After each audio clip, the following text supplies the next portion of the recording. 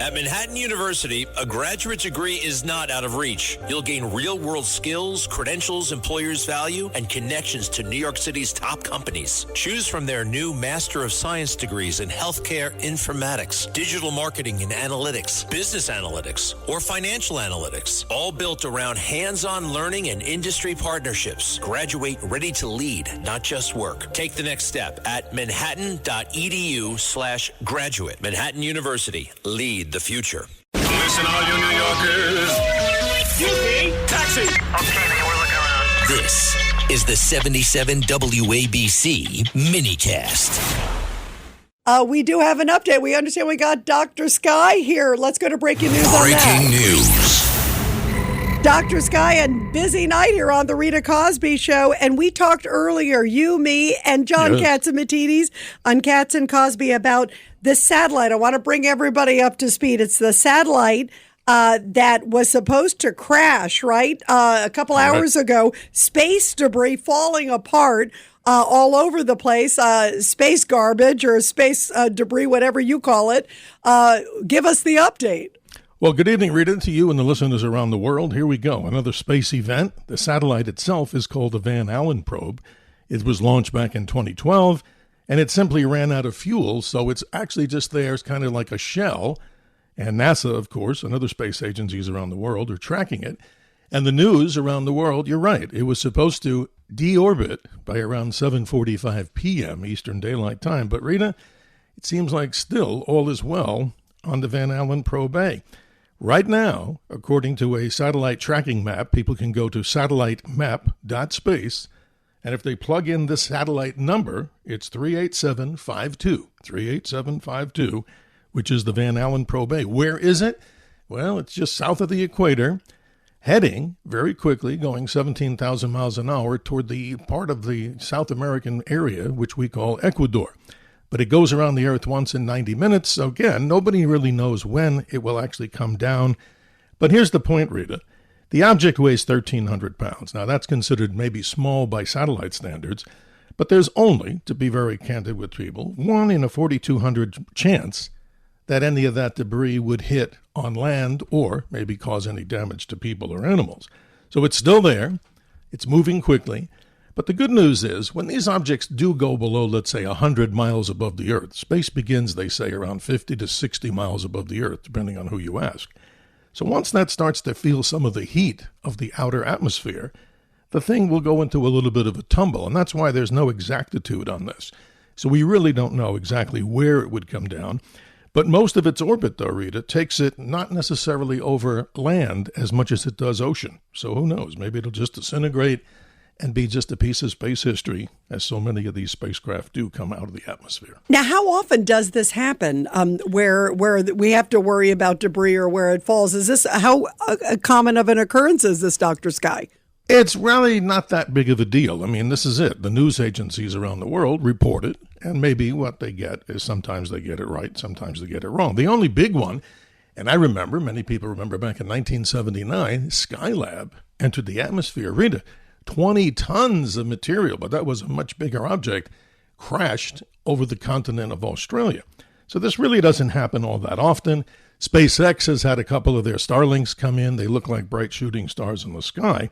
But what was the purpose, real quickly, of this particular spacecraft? It was to analyze the thing we call the Van Allen belt. And what's that? It's a big charged donut of energy that when the sun blows off the solar wind, this big thing is big charged, lots of electrons and energy.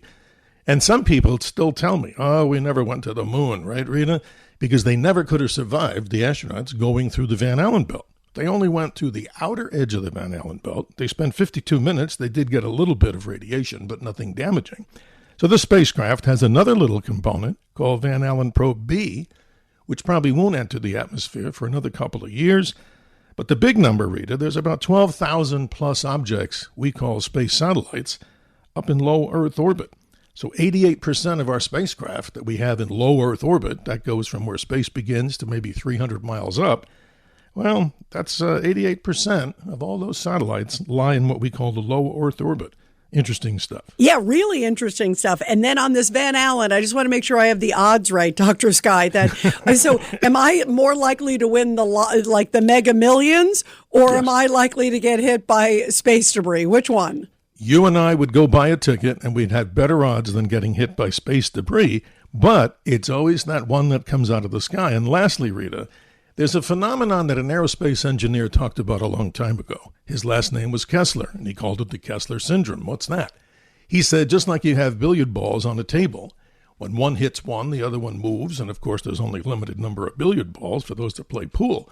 But Rita, in the space sense, if one of those satellites hits another one, because space is very crowded right now, that could cause a catastrophic, always to be honest, but never to be alarming, a catastrophic cascade of material called space junk, and the airwaves up there, or the space waves, or wherever the space lanes, they're very, very crowded. And most people do know that. But little Van Allen Probe A continues to move about 17,000 miles an hour.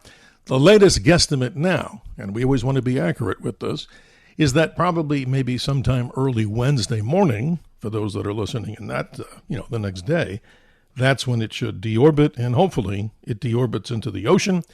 And lastly, Rita, there's a place on the Earth, they call it the Space Graveyard, people can look it up, it's called Point Nemo, down in the lower South Pacific off of Chile, where they intentionally send a lot of spacecraft there. And the International Space Station, like Mir, when it comes down, maybe in another 4 or 5 years, maybe sooner, they're going to target it to go in that area, one of the most inaccessible places on Earth. That's where you'd want space debris to go, and not downtown local city. Oh, that is interesting. By the way, I've been to Chile. Wow. That's interesting. I saw a couple of things that looked like they were out of this world, but I don't think they were what you're talking about. But they have the clearest skies in the world down there. Some of the biggest observatories. The weather there, I'd love to go there myself, and I'm sure many listeners have. But that space graveyard called Point Nemo.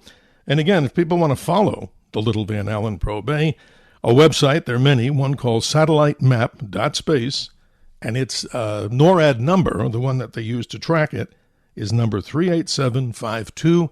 And it's amazing, Rita. You put it on your screen, you get a 3D view of the Earth, and you can see that little thing moving along right now, heading almost, maybe 500-600 miles off the coast of Ecuador in a very interesting, but maybe soon, a destable orbit. Well, keep us posted. Really fascinating stuff. Dr. Sky, we love you. John and I are such fanatics of space stuff. I know you are too, which is why we all love each other. And thank you for giving us the update. This is awesome. And everybody, make sure that you also tune in to Dr. Sky. He always has the best stuff.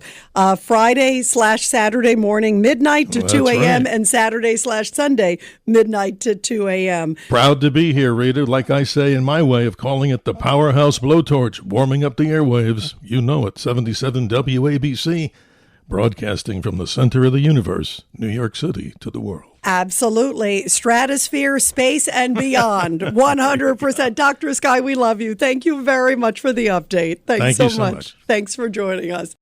If you're looking to create, grow, and sustain your wealth, download and subscribe to the Pain Points of Wealth podcast at BeBullish.com with Bob, Ryan, and Chris Payne. It's your podcast for market insights, money tips, and real talk on the economy. Download and subscribe at BeBullish.com.